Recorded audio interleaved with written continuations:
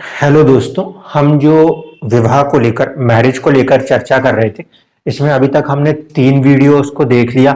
और यहाँ तक मुझे उम्मीद है कि सभी दर्शकों को कम से कम ये बात समझ में आ गई होगी कि मैरिज के आपको टाइप्स समझ में आ गए होंगे जो कि आज के कंटेक्स्ट में देखे जाते हैं। और कौन सा आपका टाइप है इसको आप समझ पाओगे, क्योंकि वो टाइप आप समझ जाओगे तो फिर आप बेवजह की जो उम्मीदें हैं वो नहीं जगाओगे।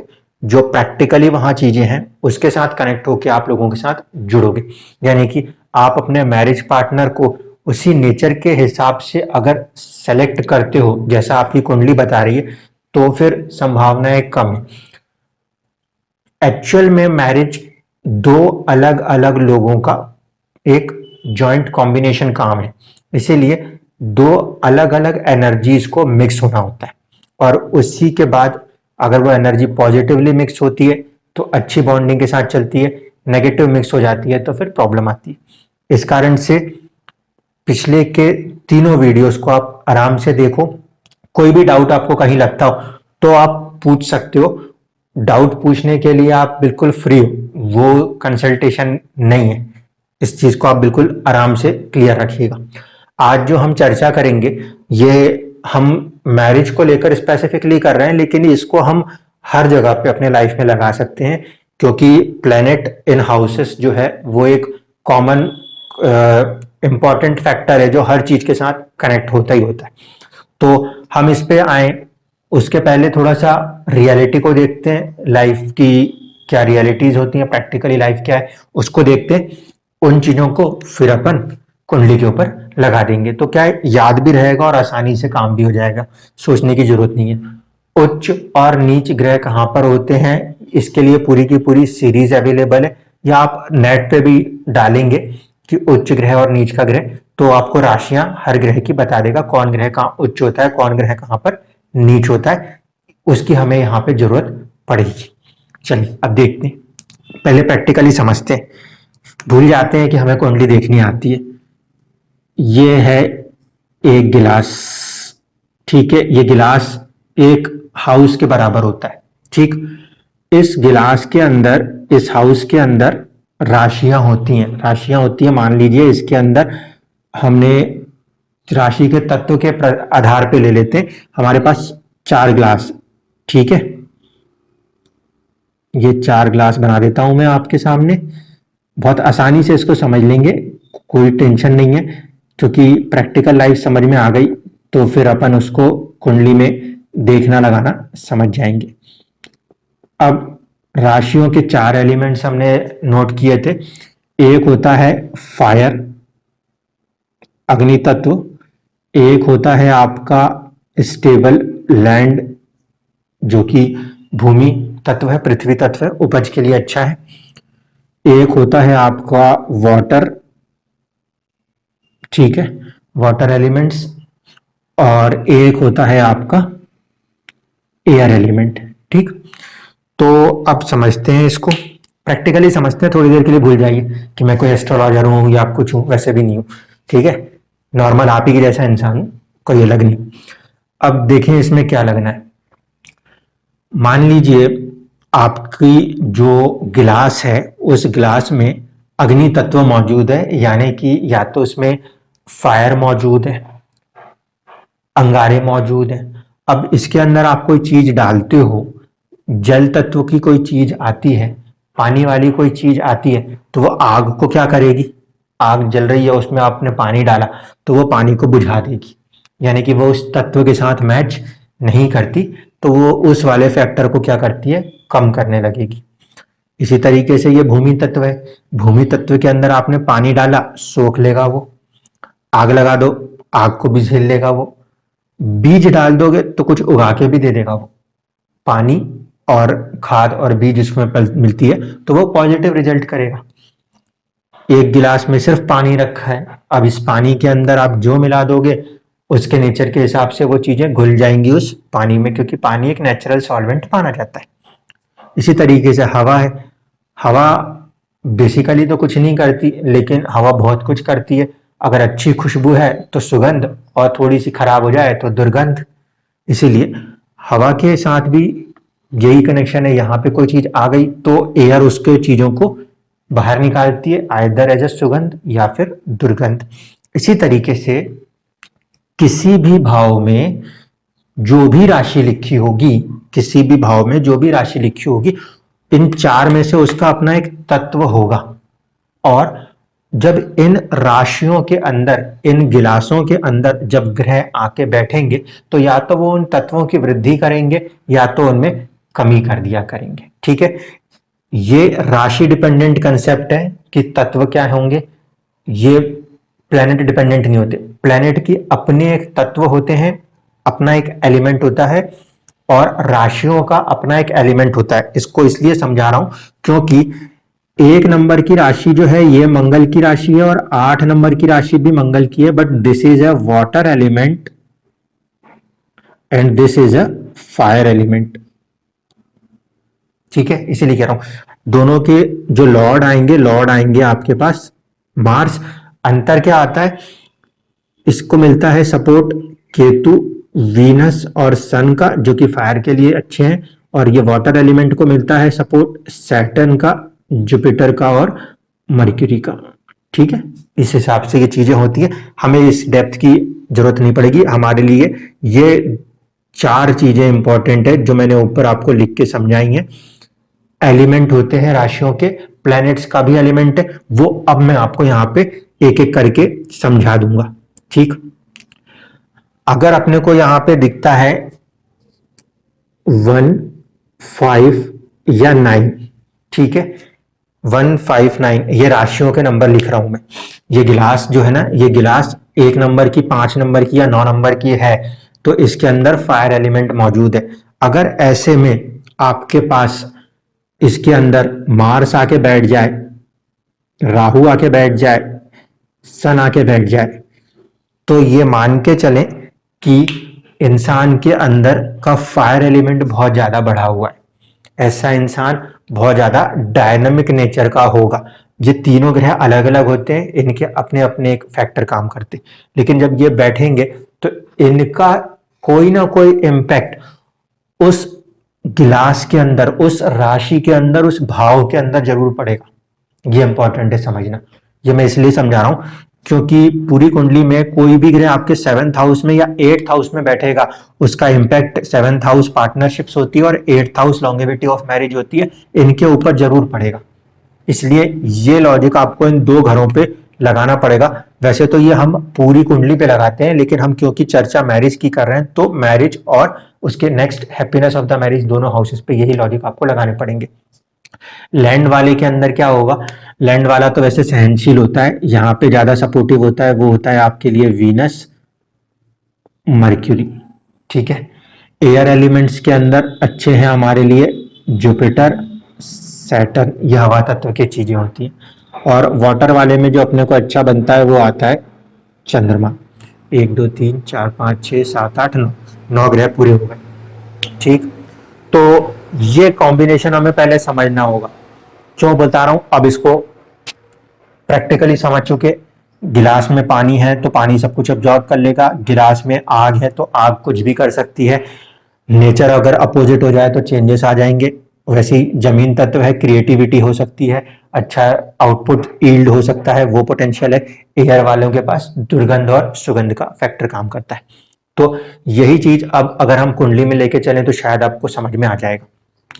मान लीजिए यहाँ पे 7 नंबर की राशि लिखी है। 7 नंबर की जो राशि है ये एयर एलिमेंट में आती है। ठीक है, 3, 7, 11 ये होते हैं एयर एलिमेंट और ये वाला है वाटर एलिमेंट। बाकी की राशियों के आप एलिमेंट्स आराम से खोज लीजिएगा, कोई दिक्कत नहीं होगी। एयर एलिमेंट के अंदर अगर जुपिटर बैठ जाए, यहां पे जुपिटर बैठ जाए, एयर एलिमेंट है, याद रखना 7 नंबर की राशि में बोल रहा हूं, ना कि 7वें घर के लिए बोल रहा हूं। 7 नंबर की राशि में अगर गुरु बैठा हुआ दिखे तो ये एयर एलिमेंट है और यहाँ पे ये प्लेनेट भी एरी नेचर का है, तो ये अच्छा माना जाएगा। ये अच्छा माना जाएगा इस सेंस में कि it can increase the things, क्योंकि सुगंध वाला ग्रह है, वो बैठा है और हवाएं भी चल रही हैं और अच्छी खुशबू को महकाएगा। अब इसका मतलब होता है कि हैप्पी लाइफ होगी मैरिज के अंदर, क्योंकि एक अच्छा ग्रह बैठा है और वो चीजों को सुगंधित कर रहा है।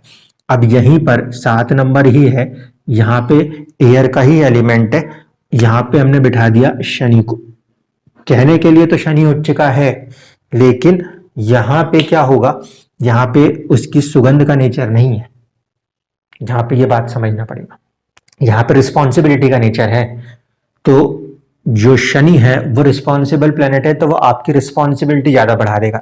इसीलिए 7th हाउस में जब भी शनि किसी भी राशि से कनेक्ट होता है तो हम देखते हैं मैच्योर पार्टनर की बात करते हैं। कभी कभी उनसे एज से बड़ा भी हो सकता है और छोटा भी हो सकता है, वो आजकल कोई फैक्टर नहीं बनता, लेकिन partner should be mature, then only that marriage will be happy.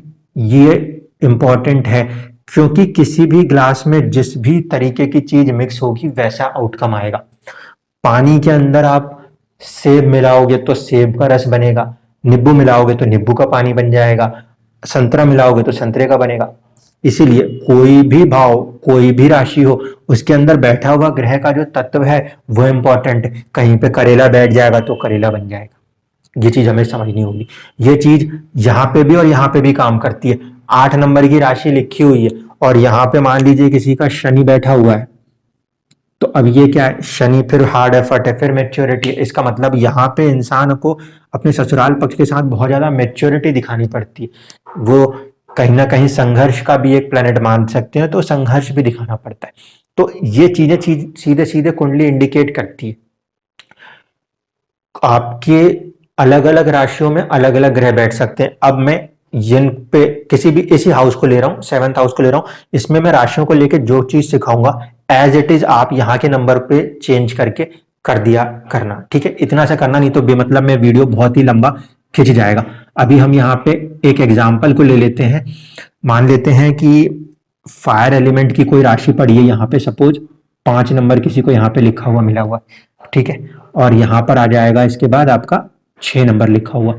ये अर्थ एलिमेंट होगा, ये फायर एलिमेंट होगा। फायर एलिमेंट है, यहाँ पे अगर आपको मान लीजिए चंद्रमा मिल जाए तो क्या कर रहा है, यहाँ पे चीजों को ये चंद्रमा डिस्टर्ब कर रहा है। इसके 2 रीजन होंगे। कैसे?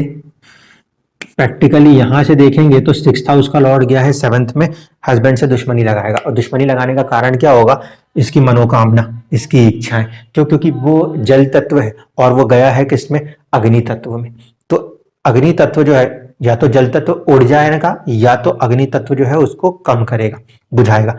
इस कारण से 6th हाउस का लॉर्ड होकर 7th में गया, हम ऐसे भी रीड कर सकते हैं। चंद्रमा कहीं का भी लॉर्ड है और अग्नि तत्व में बैठा है तो थोड़ा सा उस अग्नि के अंदर वो अपने आप को असहज महसूस करता है। इसलिए यहाँ पे मैरिज में चुनौती इंसान के इमोशनल रीजन से आएगी और कोई नहीं आएगा। ऐसी कंडीशन में इंसान को इमोशनली पहले ट्रेंड करना पड़ेगा कि भाई ये कंडीशन है, फायर एलिमेंट में वाटर एलिमेंट का प्लैनेट गया है, थोड़ा सा आप अपने इमोशंस को कंट्रोल करके मैरिज को चलाएंगे, बहुत अच्छे से चलेगा, ठीक है। इसमें आए हुए प्लेनेट को हम देख रहे हैं कि वो किस तरह से काम कर रहा है। अग्नि तत्व के अंदर पृथ्वी जल तत्व का प्लेनेट है, इसलिए ऐसी चुनौती है। अगर ये जल तत्व का प्लेनेट नहीं है, मान लीजिए, अब यहाँ पर क्या आ सकता है, एयर एलिमेंट में आ जाए, जुपिटर आ जाए, कोई दिक्कत नहीं है, सैटर्न आ जाए, तो आप समझ गए थोड़ा सा संघर्ष आ जाएगा। जो प्लेनेट का एक नेचर है वो आ ही जाएगा। तो यहाँ पे संघर्ष है, यहाँ पे हैप्पीनेस होगी। इसी तरीके से 5 नंबर को ले लेते हैं और यहाँ पे बिठा देते हैं वीनस को, मर्क्यूरी को, किसी को भी बिठा देते हैं। तो ये दोनों भी यहाँ पे क्या है, कुछ हद तक ठीक ठीक है, लेकिन यहाँ पे फैक्टर क्या गड़बड़ होगा, समझना इस बात को कि मर्क्यूरी 8th हाउस का लॉर्ड होकर अपने से पीछे बैठा है, तो ये बचपना हो गया ना, बच्चों वाला बचपना। तो फिर ऐसी कोई चीज हो जाएगी जो जिद पकड़ के इंसान चीजों को खराब कर लेगा। क्योंकि यहाँ का लॉर्ड होकर यहाँ जुड़ा है, इस केस में तब ऐसा होगा, अन्यथा नहीं होगा, सबके साथ नहीं होता। यहाँ का लॉर्ड होकर यहाँ बैठा है इसलिए ऐसा होगा। तो इन दोनों केसेस के अंदर ये ठीक ठाक ग्रह है, ज्यादा प्रॉब्लम नहीं करेंगे। थोड़ा सा रोमांटिक नेचर की डिमांड कर सकता है, थोड़ा सा चाइल्डिश हो सकता है, ये नेचर इंसान के अंदर है। इसको कंट्रोल करके अपनी मैरिड लाइफ को हैप्पीली डेवलप करना पड़ेगा। अब चलिए इसके अंदर मान लीजिए मंगल बैठ जाए, फिर तो वैसे इंसान मांगलिक बता देगा। सूर्य बैठ जाए, इससे बढ़िया क्या है, ये कॉम्बिनेशन कहलाता है। सूर्य बैठा हुआ है, लेकिन ध्यान रखो सूर्य बैठ गया अगर 7th हाउस में तो ईगो इतनी बढ़ा देगा कि ईगो के कारण मैरिज डिस्टर्ब हो जाएगी। कभी कभी चीजें देखने को अच्छी दिखती हैं कि अरे वाह मालिक तो बैठा है वहीं पे, लेकिन उसका जो नेचर है, उसका जो कैरेक्टर है ना, वो प्रॉब्लम हो जाता है। जब भी 7th हाउस में सूर्य आएगा उसको दिशा बल तो वैसे भी नहीं मिलेगा, ठीक है, नेचुरली देखें तो वहां पे नीच की तरह काम करेगा, तो वहां पे इंसान का ईगो, सेल्फ ईगो वाला फैक्टर बहुत ज्यादा हिट होता है। ऐसे में जिस भी मैरिज में ले लें, कोई फर्क नहीं पड़ता कि राशि 5 नंबर ही लिखी हो, कोई भी राशि लिखी हो, 7th हाउस में जब मैरिज आ रही है, वहां पे सूर्य आ रहा है, वहां पे जब भी ये कनेक्शन है तो कहीं ना कहीं इंसान की आत्मा पे चोट आती है मैरिज के अंदर। कहीं ना कहीं उसका ईगो, उसका सेल्फ रिस्पेक्ट उसको कहीं ना कहीं टकराव देने की कोशिश कर जाता है। तो यहाँ पे ये वाले फैक्टर को ध्यान में रख के ही चलना है कि भाई मेरे पास ये ईगो का फैक्टर है। पार्टनर से पहले डिस्कस करें कि क्या ये ईगो का फैक्टर को वो संभाल सकता है कि नहीं। हो सकता है उसका शनि इसको कंट्रोल कर सकता हो, तो फिर वो मैरिज बहुत अच्छी है, वरना वो पलट के जवाब देगा, ये पलट के जवाब देंगे, बर्तन फेंक के मारना शुरू हो जाएगा। ये ईगो का फैक्टर है। इसीलिए 7th हाउस में आने वाले ग्रहों की भी अपनी एक अहमियत है। ये अग्नि तत्व है और अग्नि तत्व अग्नि में गई है तो अग्नि और बढ़ गई है, कम नहीं हुई है। मंगल, मंगल भी एक अग्नि तत्व है, वो बेसिकली तो प्रोटेक्टर है, लेकिन बहुत सडन रिएक्ट करने का प्लेनेट है। वो भी अगर चला गया तो भी वो गुस्से को बढ़ा सकता है। यहाँ पे ऐसी कंडीशन में मान लीजिए ये नए बैठे, ये भी बैठ जाए, तो भी फिर गुस्से के कारण मैरिजेस में डिस्टर्बेंस आएंगी, खून खोलने लगने वाला हाल है, क्योंकि मंगल खून का प्रतिनिधि है और अग्नि तत्व में गया है, तो वो इसकी डिजायर्स काफी हाई है, उसका काफी एक क्या बोलना चाहिए, सामने वाले से उम्मीदें और अपेक्षाएं बहुत ज्यादा है। अगर वो पूरी नहीं हुई तो परेशानी आएगी। इसको इस तरीके से समझा जा सकता है। राहु आ गया, राहु किसी भी राशि का बैठा हो, वो किसी भी राशि का बैठा हो, वो एक अलग ही ट्रबल है, क्योंकि वो राशि के स्वामी का नेचर भी ले लेगा, और तो और वो अपने ही ख्वाबों ख्यालों में जीने लग जाएगा। मान लीजिए यहाँ पे राहु बिठा दूं, तो अब राहु वर्क करेगा एक तो सूर्य की तरह, क्योंकि उसकी राशि में बैठा है, और दूसरा अपने ख्वाब ख्याल।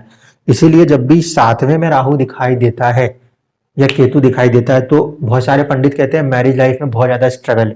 कारण यही है, 7वें में राहु है तो इंसान अपनी दुनिया ही बना के चल रहा है इमेजिनरी, और वो इमेजिनरी दुनिया को जरा सा भी हिट होगा तो वो सोचेगा नहीं, तुरंत तलाक, सीधे डाइवोर्स। ये है राहु का फैक्टर। पंडित को पूछना तो छोड़ो, वो तो जज को भी सीधे बोलेगा ये रखा कागज, धीराज साइन हो गया हमारा डाइवोर्स। राहु इतना तेज होता है। केतु अगर आ जाए तो केतु का फैक्टर क्या है, ये आध्यात्मिक तरह का प्लेनेट है, यहाँ पे थोड़ी सी वो जो चीजें हैं उसको सॉर्ट आउट करेगा, कम करेगा। तो यहाँ पे ये पर्सन अच्छा है, बट ये आध्यात्मिक है, तो सामने वाला फिर अगर उस नेचर से मैच नहीं करता तो फिर चुनौतियां आती। तो इन चीजों को अपने को ध्यान में रखना है। अभी मैंने यहाँ के लिए जैसे बताए हैं, अब मैं 8th हाउस में भी यही चीजों को सीधे कनेक्ट करके समझा देता हूँ। कोई सा भी नंबर ले लेते हैं, मान लेते हैं अब अपन कौन सा ले लें, 11 नंबर ले लेते हैं। चलो यहाँ पे 10 लगा दो, यहाँ 11 लगा दो। अब इस परिस्थिति में ग्रह बिठाना शुरू करते हैं, ठीक है। शनि बैठेगा, शनि अपने घर का है, वो तो अच्छा है, लेकिन मैंने क्या बोला, सुगंध और दुर्गंध का अंतर ये है कि ये बहुत हार्डशिप कराता है, इसके बाद चीजों को सॉर्ट आउट करेगा। ये जो हो रहा था ये हस्बैंड के साथ सीधे टकराव में होता था, यह हाउस सीधे 7th हाउस हस्बैंड का है, ये उसकी फैमिली के साथ कनेक्ट होके होता है।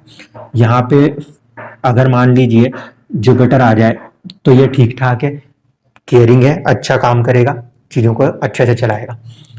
यहाँ पर सूर्य आ गया, तो अब सूर्य यहाँ 8वें में आ गया, तो या तो ससुराल पक्ष जो है वो अच्छा होगा क्योंकि उसके पास सूर्य का सपोर्ट है, लेकिन साथ ही साथ एक ईगो का फैक्टर अपने ससुराल पक्ष को लेकर भी बन सकता है। यहाँ पे इसको समझना होता है, ठीक है। सूर्य यहाँ पे कनेक्ट होगा तो फिर ससुराल पक्ष के फैक्टर को वो करेगा, क्योंकि हवा जो है वो आग को बढ़ाएगी तो नहीं, हवा गर्म हो जाएगी।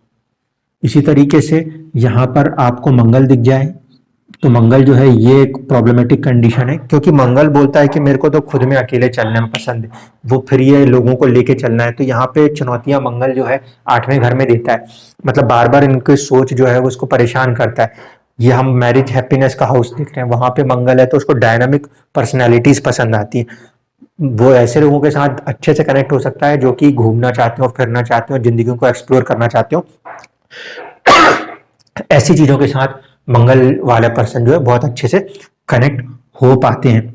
मान लीजिए यहाँ पे मंगल को हटा दिया, मंगल को हटा के हमने यहाँ पे बिठा दिया चंद्रमा को। अब ये चंद्रमा परेशान है क्योंकि 8वें घर में है ये चंद्रमा और ये इमोशनल भी है, ठीक है। तो इमोशनल इसका मतलब है कि पार्टनर जो है वो हर चीज को बहुत इमोशनल वे में लेता है, और उसको वो इमोशनल वे नहीं मिलेगा तो वो तहलका मच जाएगा। इसीलिए जब कभी भी कोई भी राशि का चंद्रमा 8वें घर में आ रहा है तो वो इंसान बहुत ज्यादा इमोशनल फैक्टर्स लेके चीजों को कनेक्ट करने की कोशिश करता है। यहाँ पे उसको अपने इमोशनल फैक्टर्स को कंट्रोल करना है, तब जाके वो चीजों को एंजॉय कर पाएगा। अन्यथा वो अपने ही मन में अपने इमोशंस के कारण कुछ भी ख्याल बना के अपने आप को दुखी कर सकता है। अब इसके अलावा कोई ग्रह बच गया क्या? मेरे ख्याल से शुक्र को लेना रह गया है, तो शुक्र को ले लेते हैं। शुक्र यहाँ बैठ जाए तो अच्छा है, क्योंकि वो प्लेनेट तो 8th हाउस में बैठ के सेकंड को देखता है, तो चीजों को ठीक करता है, वहां तक वो काफी अच्छा है। हाँ, यहाँ पे बैठा हुआ शुक्र 6 नंबर में हो, नीच हो, तब परेशानी होगी। कोई भी ग्रह इन राशियों में बैठ के नीच का हुआ तो फिर तो वो खेल खराब कर जाएगा। मान लीजिए ये कुंडली है, यहाँ पे जुपिटर नीच का हो जाए, वक्री हो तो भी नीच का हुआ। अब समझ लो आप कि ये पानी है, पानी के अंदर अभी मैंने आपको बोला था कि नींबू डालोगे तो नींबू का, संतरा डालोगे तो संतरे का, ठीक है, आम डालोगे तो आम का, जहर डाल दोगे तो जहर का। तो जब नीच का होगा यानी कोई चीज इसमें मिली और वो उसने उसको पूरा एब्जॉर्ब कर लिया या इसके अंदर घुल मिल गया, तो यहाँ पे वो चीजों को नुकसान कर देता है। जब कभी भी कोई भी ग्रह बैठता है 7th हाउस में या 8th हाउस में और वो नीच हो जाता है, तो ऐसी परिस्थिति में क्या है कि मैरिटल लाइफ जो है वो जस्ट अ पॉइजनस कंडीशन में कभी कभी बन जाया करती। इसलिए वहां पे उस ग्रह का, क्योंकि देखो पानी का गिलास के अंदर परेशानी ये कि वो जो ग्रह जाके अंदर घुस रहा होगा वही तो खेल खराब कर रहा है। तो उसके ऊपर काम करना पड़ता है कि भैया ये चीज आपकी, ये सोच आपके माइंड के अंदर का ये थॉट उस पूरे हाउस को डिस्टर्ब करता है। ये सिर्फ मैरिज ही नहीं, ये जिंदगी के किसी भी काम पे लगा दो। 10th हाउस में भी यही कंडीशन होगी। यहाँ बैठा हुआ ग्रह नीच का है तो इंसान कर्म के अंदर अपनी गलत मानसिकता के कारण खेल खराब करेगा। 4th में है तो अपने घर के अंदर की चीजों के लिए यही काम खराब करेगा। तो जिस भी भाव में कोई ग्रह पड़ेगा वो इस तरीके से याद रख लो कि एक पानी की गिलास है, पानी की गिलास में पानी भी भरा हुआ है, कोई बाहर से आने वाला तत्व जो है वो अच्छा नहीं है, नीच मतलब जहर मान लो, अगर वो डल गया तो वो चीजों को खराब कर जाएगा। तो वो फैक्टर्स वहां पे काम करते। लेकिन उस कंडीशन में भी हमें ये देखना होता है कि मान लीजिए गुरु, जैसे यहाँ पे मैंने 10 नंबर लिखा है तो ये यहाँ पे स्वामी कहाँ का है? अब ये स्वामी है 12वीं का, ठीक है। ऐसी केस के अंदर ये 9th का भी है और ये इसका भी स्वामी है। ऐसे में क्या हो रहा है कि हस्बैंड या वाइफ के साथ दुश्मनी का फैक्टर भी आ रहा है, लेकिन किस्मत भी यहीं से खुलेगी। अब यहाँ पे इसकी शादी को भी इंपॉर्टेंस इसलिए देनी पड़ती है क्योंकि इसके साथ बनने वाले हालात जो बनेंगे वही इसके जिंदगी में इसके किस्मत को भी आगे बना देंगे। इसीलिए ये एक इंपॉर्टेंट फैक्टर बन जाता है। जब कभी भी आप देखोगे कि आपके 7th हाउस में, मैं एक पूरी सीरीज आगे करूंगा कि वेरियस लॉर्ड्स मतलब वेरियस हाउस लॉर्ड्स इन 7th हाउस, उसकी एक पूरी सीरीज करूंगा, लेकिन फिर भी बता रहा हूं, जब कभी भी कुंडली में 9th हाउस का लॉर्ड, 9th लॉर्ड यहां बैठता हो या 7th हाउस का लॉर्ड, 7th हाउस का लॉर्ड जो है आपकी कुंडली में वो 9th में बैठता हो,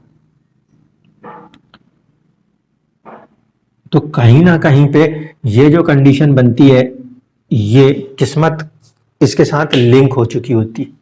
इसमें किस्मत कहीं से भी लिंक होती। दोनों एक दूसरे में एक्सचेंज करें तो भी, एक्सचेंज ना करें, मान लीजिए 9th हाउस का लॉर्ड आके 7th में बैठा है तो मैरिज के साथ आपकी किस्मत जुड़ी है, यहाँ पे भी वर्क करना ही पड़ता है क्योंकि इसके बाद आप देखते हो कि शादी के बाद बहुत लोगों की तरक्की होती है। वो केसेस ऐसे होते हैं। कुछ लोगों के में क्या होगा कि यहाँ का लॉर्ड उठ के यहाँ चला जाएगा, ऐसे में भी तरक्कियां होती है। लेकिन ध्यान रखना, तरक्की को लेकर जो बात होगी उसको इस तरीके से समझना कि प्लेनेट नीच ना होता हो। अगर प्लेनेट नीच हो गया तो थोड़ा सा संघर्ष लेकर आएगा, उसके बाद किस्मत को खोलेगा। सपोज कि यहाँ पे जो भी राशि लिखी है उसका स्वामी 9th में गया और नीच का हो गया, तो वो नीच का जरूर हुआ है, उसके जो तत्व है उसमें कुछ कमी जरूर आई है। वो सिचुएशन ऐसी मानी जाए कि उस पर्टिकुलर ग्रह के लिए वो राशि उतनी सपोर्टिव नहीं थी, तो वो राशि सपोर्टिव नहीं थी, इसीलिए उस ग्रह को थोड़ा सा चेंज करना पड़ेगा उस सराउंडिंग्स को लेकर, ठीक है, तब जाके वो काम करेगा। जैसे नीच के चंद्रमा का क्या फैक्टर था? नीच के चंद्रमा में फैक्टर ये था कि चंद्रमा को तो पानी पसंद है, लेकिन 8 नंबर का जो पानी था वो गंदा पानी था। तो वहां पे अब उस गंदे पानी में जो साफ पानी मिलता है तो फिर हमारे को लगाना पड़ता है अपना साइंस कि हम कैसे सरफेस टेंशन मेंटेन करके गंदे पानी में से साफ पानी को सेफ रख ले। जो आप इतना पढ़ते हो स्कूलों का नॉलेज, वो इस तरीके से लगाना पड़ता है कि वो माहौल तो खराब है लेकिन उस माहौल में कैसे ऐसी चीजों को कनेक्ट किया जाए कि वहां से कमल खिल जाए, ये करना होता है। तो जब कभी भी 7th हाउस का लॉर्ड या 8th हाउस का लॉर्ड नीच राशि में जाएगा तो फिर उस लॉर्ड के ऊपर वर्क करना पड़ेगा, उसको शील्ड आउट करना पड़ेगा ताकि वो रिलेशंस को कुछ बेटर पॉजिटिविटी मिल सके। अन्यथा अगर इनके लॉर्ड्स नीच के हो गए तो परेशानियां आती है। इसके साथ साथ एक बात और, मेल चार्ट्स में वीनस को कारक मानते हैं वाइफ का, और फीमेल चार्ट्स में कुछ लोग जुपिटर को, कुछ लोग मार्स को मानते हैं। इसीलिए अगर इनके साथ भी कोई ग्रह जुड़ेगा तो इन्हीं नेचर के हिसाब से वो चीजों को वेरिएट करेगा। अगर वो इनका दोस्त है तो सुधारेगा, दुश्मन है तो खराब करेगा। इसके लिए भी मैंने सीरीज ऑलमोस्ट आपको कंजंक्शंस वाली समझाई है, उनको हम आगे और भी बनाएंगे तो उनसे आप पूरी तरीके से कनेक्ट हो जाओगे। ये दोनों कारक माने जाते हैं। अगर कुंडली में ये सारी चीजें ठीक हैं लेकिन कारक ही नीच के हो गए या खराब हो गए तो बहुत ज्यादा परेशानी आती है।